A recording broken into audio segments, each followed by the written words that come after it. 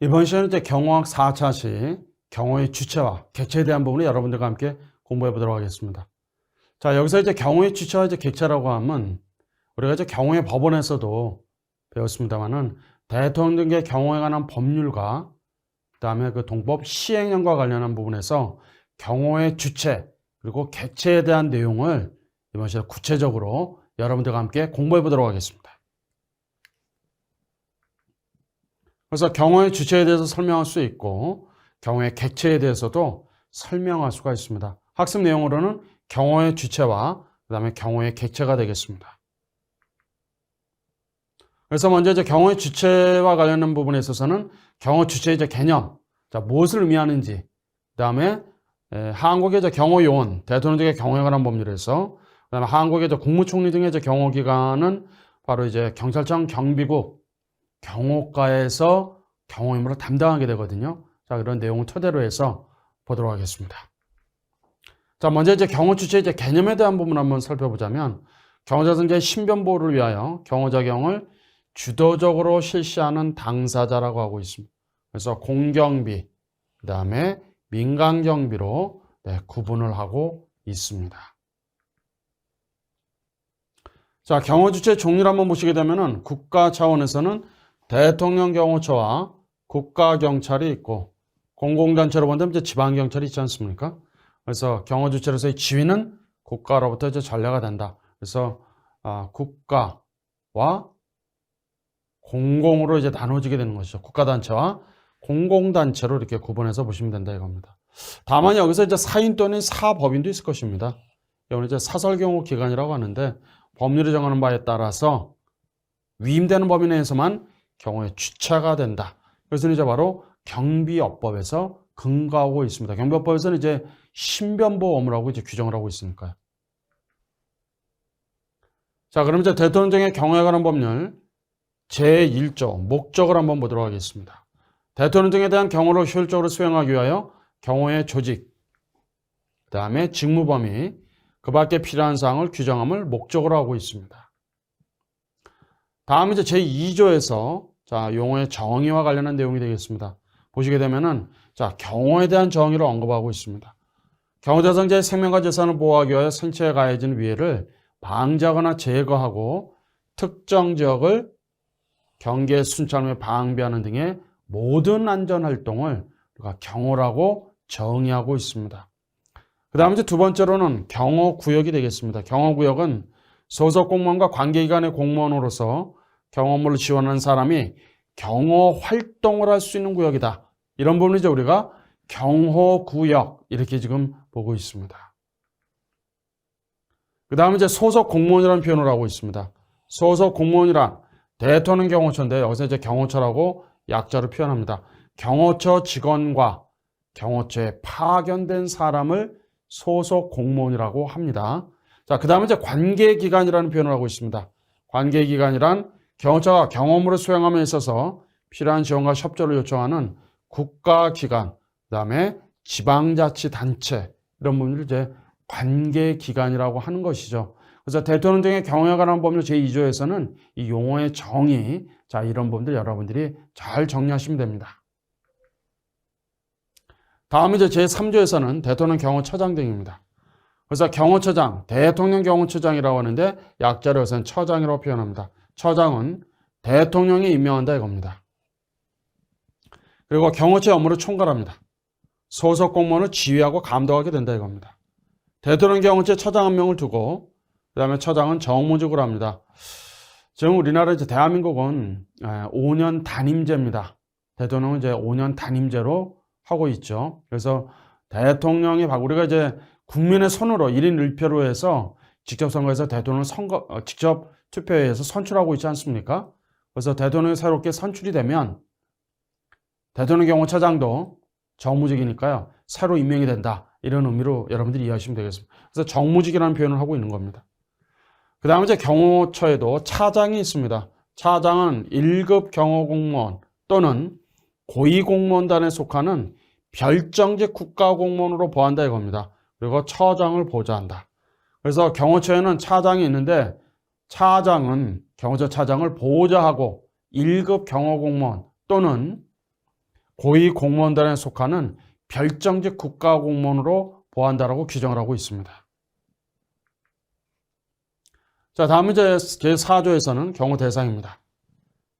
자, 경우의 대상은 대통령과 그 가족, 그 다음에 대통령 당선인과 그 가족, 본인 의사에 반하지 아니하는 경우에 한정하여 퇴임 후 10년 이내가 해당이 되겠습니다. 전직 대통령과 그 배우자입니다. 다만 대통령이 임기 만료 전에 퇴임한 경우, 재직 중 사망한 경우, 그것은 그로부터 해서 5년으로 기간을 정했습니다. 퇴임 후 사망한 경우의 경우에는 퇴임일부터 기산해서 10년을 넘지 않은 범위 내에서 사망 후 5년으로 한다라고 규정을 하고 있습니다. 그 다음에 이제 대통령 권한대행과 그 배우자가 있고요. 그 다음에 대한민국을 방문하는 외국의 국가원수 또는 행정수반과 그 배우자도 포함이 됩니다. 그 밖에 처장이 경호가 필요하다고 인정하는 국내 외 요인이 바로 대통령 등의 경호에 관한 법률 제4조에서 보시게 되면 경호의 대상으로 규정을 하고 있습니다. 그 다음에 전직 대통령 또는 그 배우자의 요청에 따라서 처장이 고령된 사유로 필요하다고 인정하는 경우에는 5년의 범위입니다. 5년의 범위인데 규정된 그 기간을 넘어서도 경호할 수가 있습니다. 그 다음에 여기서 이제 가족이라고 하는 표현은 등장을 하고 있습니다만은 그 가족은 대통령의 대통령 당선인의 배우자, 그리고 직계 존속은 이제 부모님이 되겠습니다. 비속은 자녀다. 이렇게 보시면 되겠습니다. 그래서 가족은 대통령의 대통령 당선인의 배우자와 직계 존속이니까 대통령이 이제 부모가 되겠죠. 그다음 비속은요. 결혼하였으면 이제 자녀가 있다면 자녀까지 포함한다. 이렇게 보시면 되겠습니다. 그 다음에 이제 전직 대통령의 경호와 관련한 부분은 시행령 제3조에서 규정을 하고 있습니다. 전직 대통령과 그 배우자의 경우에는 다음의 조치를 포함하고 있습니다. 경호안전상 별도의 주거지를 제공할 수도 있는데 본인이 마련할 수도 있다 이겁니다. 현거지는 별도 주거지에 경호를 위한 인원을 배치하고 그 다음에 필요한 경우도 담당하고 있습니다. 요청이 있는 경우에 대통령 전용기뿐만이 아니라 헬리콥터, 차량, 기동수단을 지원하고 있습니다. 그 밖에 대통령 경호처장이 관계인과 협의하여 정한 사항에 대한 부분들은 바로 전직 대통령과 그 배우자에 대한 경호인 경우 이런 조치를 포함하고 있습니다. 이렇게 보시면 되겠습니다. 그 다음에 이제 시행령 제3조에 의하면 경호 등급에 대한 부분이 명시하고 있습니다. 처장은 대한민국을 방문하는 외국의 국가원수 또는 행정수반과 그 배우자, 그 밖에 처장의 경호가 필요하다고 인정하는 국내외 요인에 대한 경호 임무입니다. 수행하기 위해서는 해당 경호 대상자의 지위 어떻게 되는가, 또 경호 위의 요소는 무엇이 있는가, 해당 국가의 정치 상황이 어떻게 되는가, 국제적인 어떤 상징성이라든가 상호주의에 대한 측면들, 적대 국가인지 아닌지 유무겠죠. 그런 관계를 고려해서 경호 등급을 구분해서 운영을 할 수가 있습니다. 그래서 이렇게 좀 보신 바처럼 경호 등급이라고 하는 부분들은 어떤 일면 또는 어떤 단편만 보는 것이 아니라 이런 여러 가지를 다 고려한다 이겁니다. 그 해당 경호 대상자의 지위, 경호 위의 요소는 무엇이 있는가, 또 그 해당 국가 정치 상황은 좀 안정적인가 불안한가, 국제적인 상징성이 있는가, 상호주의 측면이 고려되고 있는가, 또 적대 국가인가, 이런 것을 다 고려해서 경호 등급을 구분해서 운영할 수 있다. 이렇게 보시면 되겠습니다. 그래서 이제 경호 등급을 구분해서 운영하는 경우에는 외교부 장관, 국가정보원장, 국정원장이죠. 그 다음에 경찰청장하고 미리 협의를 해야 되는 것입니다. 이 세 사람하고 협의하게 된다. 이렇게 보시면 되겠습니다. 그리고 경호 등급과 관련해서 필요한 사항은 처장이 따로 정한다라고 규정을 하고 있습니다. 그 다음에 이제 제5조에서 보시게 되면 경호구역의 지정 등입니다. 처장은 경호 업무 수행이 필요하다고 판단되는 경우에는 경호구역을 지정할 수가 있을 것입니다. 그래서 대통령 집무실, 그 다음에 대통령 관저 등을 제외합니다. 이 두 군데는 제외한다 이겁니다. 행사장, 유숙지대에 대한 경호구역은 행사의 성격, 그 다음에 경호 위의 요소 등을 고려해서 처장이 지정하게 된다 이겁니다. 경호구역의 지정은 경호 목적 따라서는 최소한의 범위입니다. 최소한의 범위로 한정되어야 하고 경호처의 경호구역 중에서도 대통령 집무실과 대통령 관저 등은 내곽구역과 외곽구역으로 나뉘게 된다. 시행령 제4조 1항에 따르면 내곽구역과 외곽구역으로 나뉘어서 구분한다. 이렇게 보시면 되겠습니다. 그 다음에 대통령 집무실, 대통령 관저 등을 제외한 각종 행사장, 유숙지도 있지 않습니까? 이에 대한 경호구역 행사의 성격, 경호 위의 요소 등을 고려해서 처장이 지정하게 된다 이겁니다.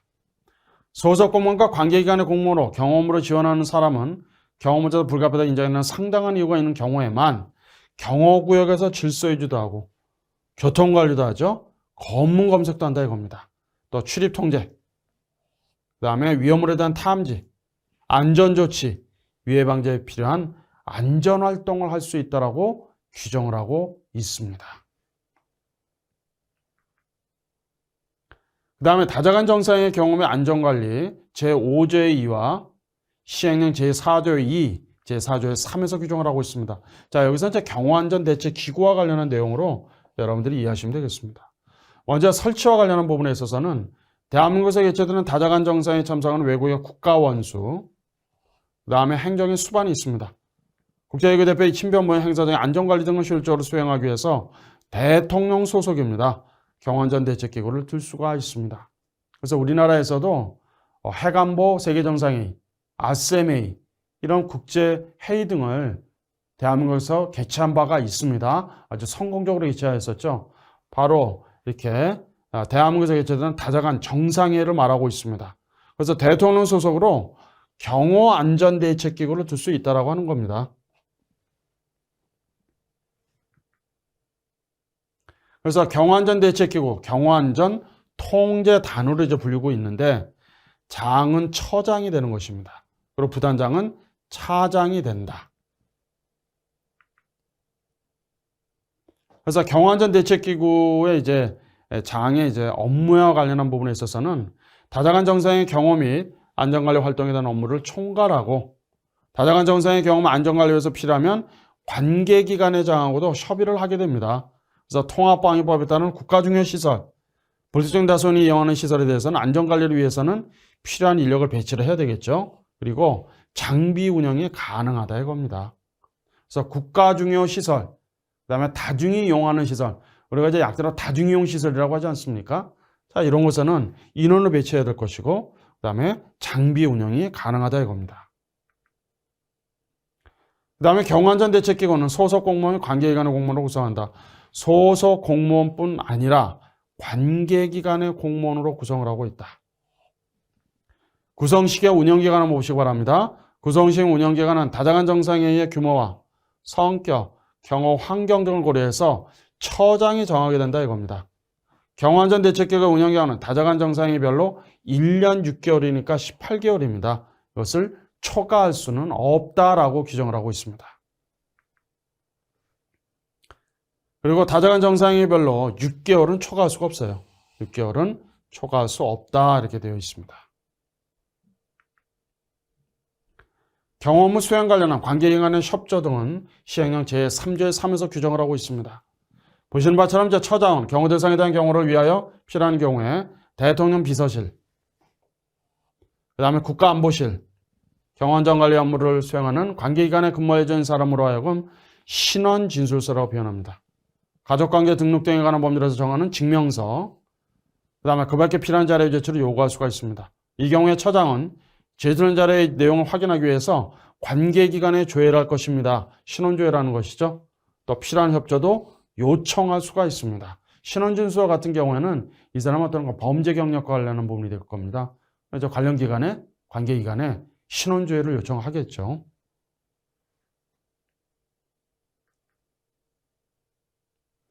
그 다음에 처장은 안전활동 경험을 효율적으로 수행하기 위해서 필요한 경우에는 관계기관에 대해서 경호구역에 출입하는 사람의 범죄 경력 조회, 조금 전에 말씀드렸습니다.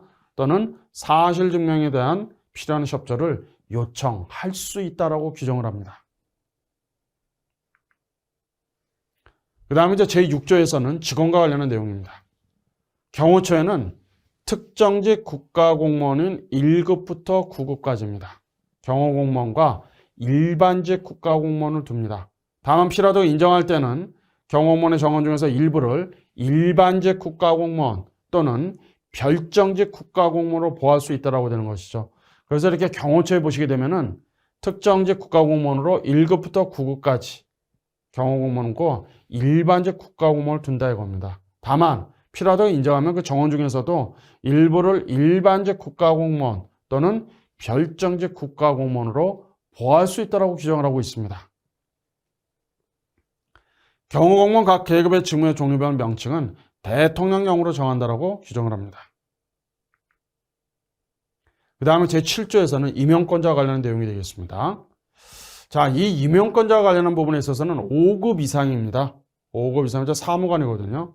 그 다음에 5급 상당 이상의 별정직 국가공무원은 처장의 제청에 따라서 대통령이 임명한다 이겁니다. 다시 말씀드리면 5급 이상의 경호공무원, 그 다음에 5급 상당 이상의 별정직 공무원은 국가공무원은 처장의 제청에 따라서 대통령이 임명권자입니다. 임명권자라고 보시면 되겠습니다. 다만 전보, 휴직, 겸임, 파견, 직위를 해제한다. 그 다음에 정직, 그 직을 잠시 멈추게 하는 겁니다. 정직입니다. 일을 못하는 거죠. 다시 이제 복직하는 경우, 이런 경우에는 처장이 바로 행한다 이겁니다. 처장은 경호공무원 별정직 국가공무원에 대해서는 가 이외에 모든 임명권을 가진다라고 되어 있는데 여기서 말하는 것은 뭐냐면 바로 이 얘기입니다. 5급 이상의 경호공무원과 5급 상당 이상 별정직 국가공무원이죠. 이 외에는 6급이에요. 이 외에 모든 임명권을 가진다라고 보시면 되겠습니다.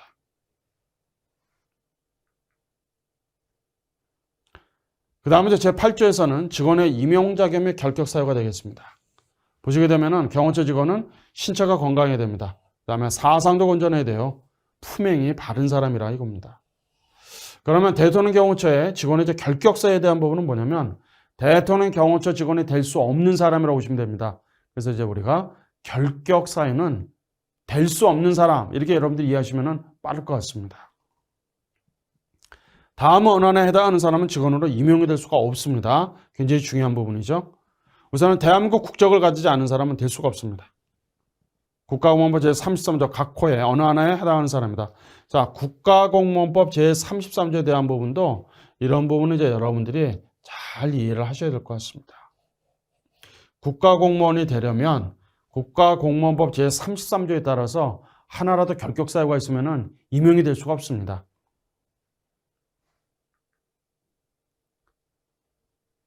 자, 국가공무원법 제33조 결격 사유를 한번 보시기 바랍니다. 먼저 피성년 후견이라고 표현합니다. 파선 선고를 받고 복권되지 아니한 자다. 자, 개인이 이제 파선을 선고를 받았어요. 근데 아직 복권되지 아니하였다면 그런 얘기입니다. 금고 이상이니까 징역형도 포함이 됩니다. 실형을 선고받고 집행이 종료되거나 집행을 받지 아니하기로 확정된 후에 5년이 지나지 아니하였습니다. 금고 이상의 형을 선고받았어요. 그 집행유예 기간이 끝난 날로부터 2년이 지나지 아니하였다면 자, 이 집행유예는 실형선고거든요. 그 기간 동안은 자수가라는 의미입니다. 근데 그 집행유예 선고를 받고 2년이 지나지 아니하면 그런 얘기입니다. 또 금고 이상이죠. 금고 이상의 형의 선고유예를 받은 경우에 선고유예 기간 중에 있다.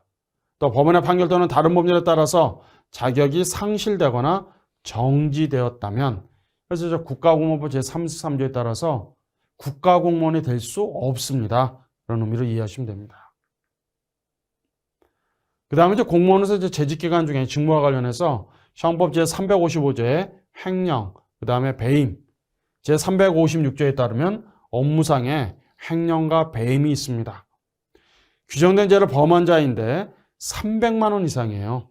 벌금형을 선고받고 형이 확정된 후에 2년이 지나지 아니하면 이런 경우에도 바로 국가공무원법 제33조에 따라서 결격 사유가 되는 겁니다. 그 다음에 성폭력 범죄 처벌 등에 관한 특례법 제2조에 규정된 죄를 범한 사람인데 100만 원 이상의 벌금형이 선고를 받고 그 형이 확정된 후에 3년이 지나지 않으면 그러니까 성범죄자입니다. 이렇게 보시면 되겠습니다. 성범죄 범죄 처벌 등에 관한 특례법이 있거든요.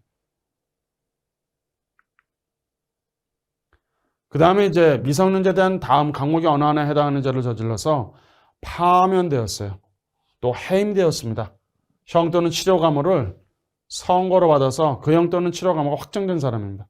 집행유예를 선고받은 후에 그 집행유예 기간이 경과한 사람까지도 포함합니다.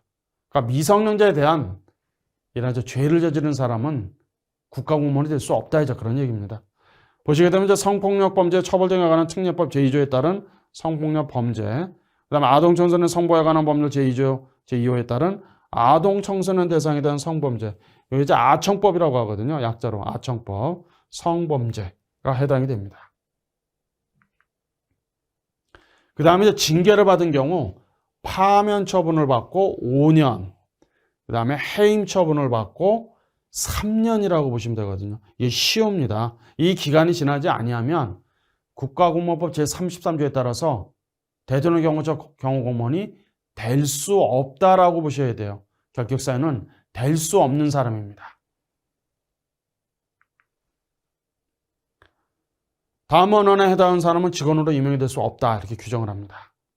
직원이 가나의 어느 하나, 여기서 국가공무원법 5호는 이제 제외한다라고 표현합니다. 해당하는 데는 당연히 퇴직을 하게 돼요. 여기서 이제 주의하실 사항은 금고 이상의 형의 선고유예를 받은 경우에 선고유예 기간 중에 있는 자, 조금 전에 보셨습니다만은 그 사람은 이제 임용 결격사예요. 그런 경우에는 임용이 될 수 없습니다. 하지만 뭐죠? 당연 퇴직사유는 해당되지 않아요. 그러니까 임용 결격사유는 해당이 되지만 당연 퇴직사유는 해당하지 않는다. 그 다음에 이제 소속 공무원, 퇴직한 사람, 퇴직했거나 또는 원소속 기관에 이제 복귀한 사람도 있을 거 아니겠습니까? 직무상 알게 된 비밀은 절대로 누설해서는 안 돼요. 그러니까 내가 현재 지금 재직하고 있거나 퇴직을 했어요. 다시 원기관에 복귀라는 사람도 마찬가지입니다. 비밀은 엄수해야 됩니다. 누설해서는 안 됩니다. 소속 공무원의 경호처의 직무와 관련한 사항을 하거나 그 밖의 방법으로 공표하려면 처장의 허가를 받아야 돼요. 이런 내용들이 이제 바로 구조에서 비밀의 엄수입니다. 다시 말씀드리면 비밀은 철저하게 지켜져야 한다. 비밀 엄수에 대한 부분이 되겠습니다. 그 다음에 이제 제10조로 보시게 되면은 직권면직에 대한 부분이 있죠. 자, 직원인데 여기서는 별전직 국가공무원은 제외라고 표현합니다. 다음원에 해당하는 때는 임용권자가 직권으로 그냥 바로 면직 처리하게 된다 이겁니다. 신체적이나 정신적 이상으로 6개월 이상 직무를 할 수 없다. 6개월이면 상당히 긴 기간입니다. 1개월도 아니죠. 6개월 정도 된다면 이 사람은 도저히 업무를 수행할 수 있는 능력이 없다라고 판단하는 겁니다. 그 사람은 이제 신체적인 부분도 있겠습니다만 정신적인 이상이 있다라고 한다면, 그리고 6개월 이상이라고 표현하지 않습니까? 장기간이죠. 이렇게 되면 직무 수행 능력이 현저하게 부족합니다. 근무 태도도 너무 불량해요. 그래서 직원으로서는 부적합하다. 직제와 정원의 개폐 또는 예산의 감소 등에 의해서 폐직은 뭐냐면 그 직이 아예 없어지는 경우죠. 그 다음에 과원이라는 것은 뭐냐면 정원을 초과하는 것을 말합니다. 폐직, 그 직이 아예 없어지거나 그 다음에 과원은 그 정원을 초과하는 경우를 말하는 것입니다. 이런 경우 직권으로 면직하게 된다 이겁니다. 그 다음에 이제 휴직기간이 끝났습니다. 그 다음에 휴직사유가 소멸이 되었는데 정당한 이유 없이 직무에 복귀하지 않아요. 그리고 직무를 수행할 수가 없습니다. 자, 휴직기간이 끝나면 어떻게 되죠? 복귀해야죠. 다시 복무해야 되는 거 아닙니까? 그리고 휴직사유가 다 소멸이 되었어요. 그럼 어떻게 해야 돼요? 다시 복귀해야 되는데 정당한 사유 없이 복귀를 하지 않습니다. 직무에 복귀하지 않아요. 그리고 직무를 수행할 수가 없다 이겁니다. 그래서 이런 부분에 있어서는 이제 직권 면직의 대상이 되는 것이죠. 직무 수행 능력이 부족하거나 또 근무 성적이 극히 불량하다. 대통령이 정하는 바에 따라서 대기 명령 받은 사람이 그 기간적 능력 또는 근무 성적의 향상을 기대하기가 어렵다 이겁니다. 여기서 이제 대기 명령이라고 하는 것은 뭐냐면 말 그대로 직위 해제입니다. 그 사람이 이제 직위를 해제하고 대기하라 이겁니다. 대기하라. 그러니까 아무런 일을 할 수는 없죠. 그러니까 퇴직시키는 것은 아니고 그 직은 가지고 있대. 일을 주지 않는 겁니다. 그래서 이제 우리가 대기 명령이라고 하는 거죠. 대기 명령. 그 다음에 이제 해당 직급에서 직무를 수행하는 데 필요한 자격증의 효력이 상실이 되었다. 효력의 상실. 그 다음에 면허가 취소가 되었다. 예를 들면 음주운전을 하다가 경찰한테 적발이 되었어요. 음주운전으로요. 그럼 어떻게 됩니까? 이제 설정 알코올 농도를 이제 검사를 하겠죠. 딱 봤더니 운전면허 취소 수준이 된 거예요. 그럼 어떻게 됩니까? 운전면허증이 취소가 되죠. 운전할 수 있나요, 없나요? 운전을 못하는 거 아닙니까? 운전하다 적발되면 어때요? 다시 무면허가 되는 것이죠. 이런 경우에 그래서 면허가 취소가 되면은 직무를 수행할 수 없는 거죠. 또 자격증의 효력이 상실이 된다. 그 필요한 자격증이 있어야 되는데 그 자격증 효력이 상실이 되는 거예요. 그러게 되면 이런 경우는 직권으로 면직 처리가 된다 이겁니다. 그래서 지금까지 살펴봤습니다만 직권면직 사유 중에서도 2와 5에 해당이 된다. 면직하는 경우는 대통령이 정하는 바에 따라서 고등징계위원회의 동의를 받아야 된다. 이렇게 보시면 되겠습니다. 그 다음에 이제 직권면직 사유제 3에 해당이 돼서 면직하는 경우는 임용의 형태, 업무 실적, 직무 수행 능력, 징계 처분 사실 등을 고려해서 면직 기준을 이제 정해야 되는 그런 부분도 있습니다. 자, 결혼이 생기게 되면 당연히 이제 우선해서 재임용할 수도 있습니다. 그 다음에 면직 기준을 정하거나 직권면직 사유에 따라서 면직단을 결정할 때는 대통령으로 정하는 바에 따라서 인사위원회 심의와 의결을 거쳐야 한다라고 규정을 하고 있습니다. 그 다음에 이제 임용권자는 직권면직에 대한 동의를 받아야 하는 경우에도 고등징계위원회입니다.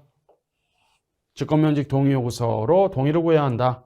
처장은 직무수행 능력이 부정하거나 근무 성적이 극히 불량을 하는 경우에 직위 해제된 사람에게는 3개월 범위 내에서 대기를 명하는 거 90일 정도 되겠습니다.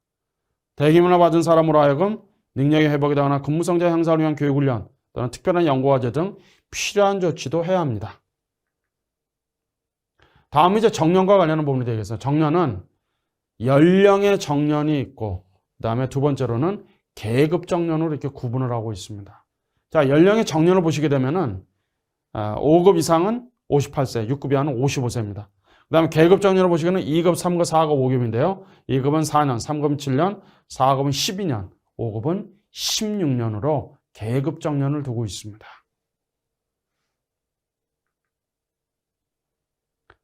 경호공무원이 이제 강임된 경우도 있어요.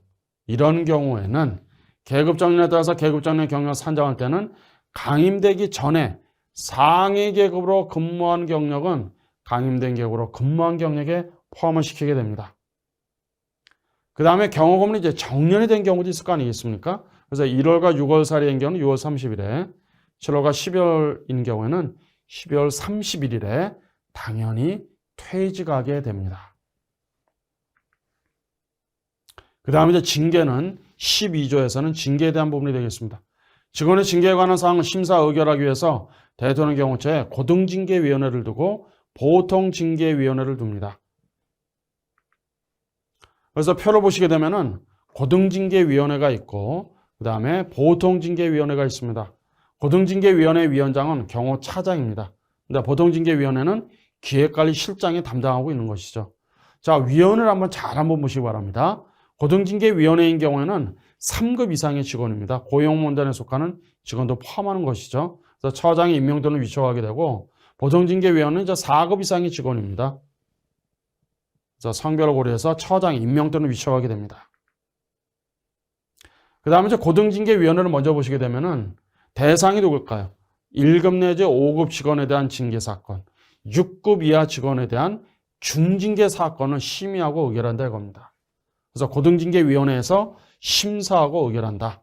근데 보통징계위원회에서는 6급 이하 직원에 대한 경징계입니다. 가벼운 징계 사건이죠.